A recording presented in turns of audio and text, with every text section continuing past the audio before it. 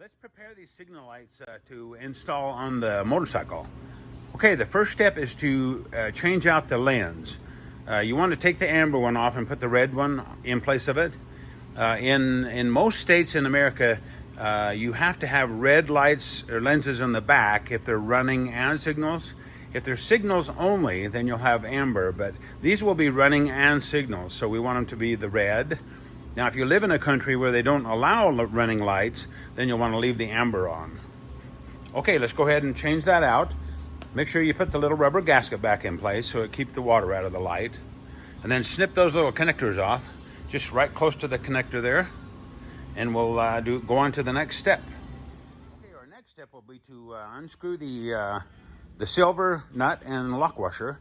And then we'll screw on the black nut run it all the way to the top of the threads there.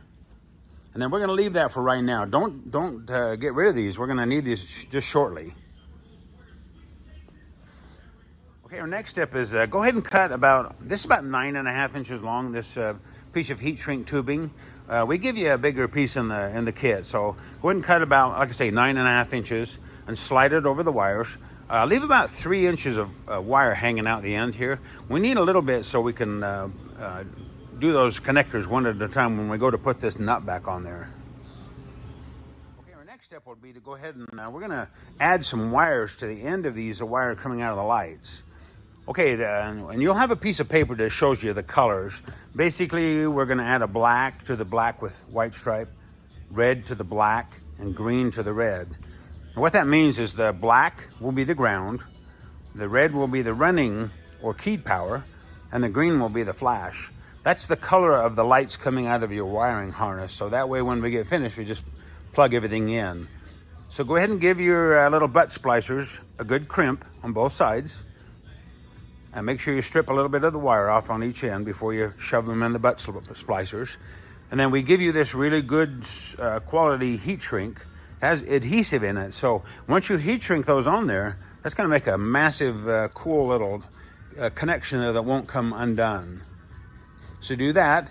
Do your butt splicers. Cut these a little longer than the 18 inches long total. That'll be 18 inches when we finish. So I just leave these a little bit long for now. Okay, now go ahead and cut the wire so that the total length is 18 inches, and that's from the base of this thread here to the end of the wire. I mean, it can be a little off, but make it 18 inches from there to the ends.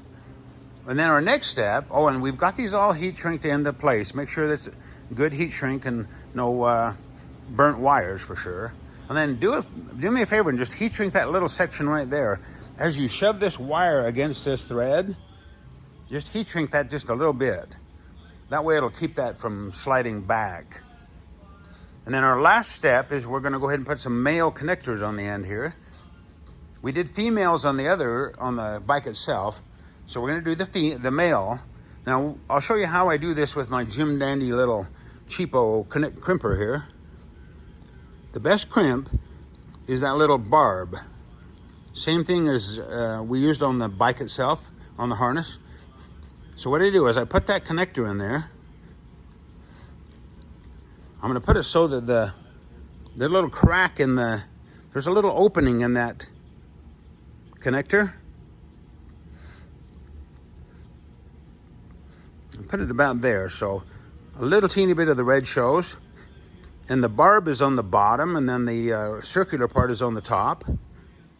That way when we get that crimp, it'll crimp I got it backwards.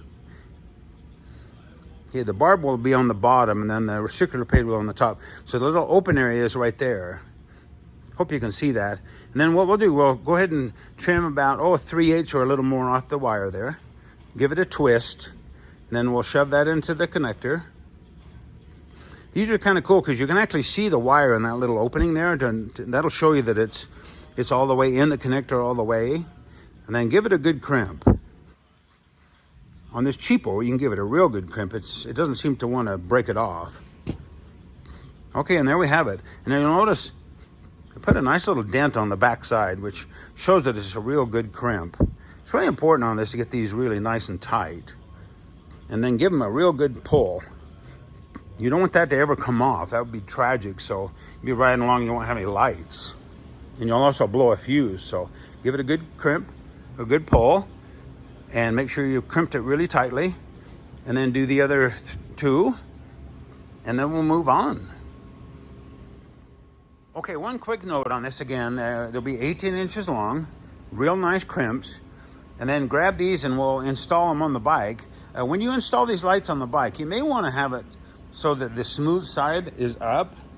It looks a little bit nicer than having that, you know, that screw head.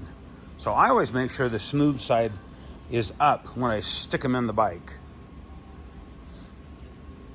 And then when we put the nut and the washer on, I'll show you how to, you have to kind of slide one connector through at a time on the nut to get it to go on there okay. The reason we don't do this on the bike is because if you were trying to hang these wires out the end of the bike, it would be really hard to do all these connections and make them really nice. So even though it's a little bit of a pain to get the nut on there, it's well worth it to have super nice connections and good crimps and everything. Let's put them on the bike.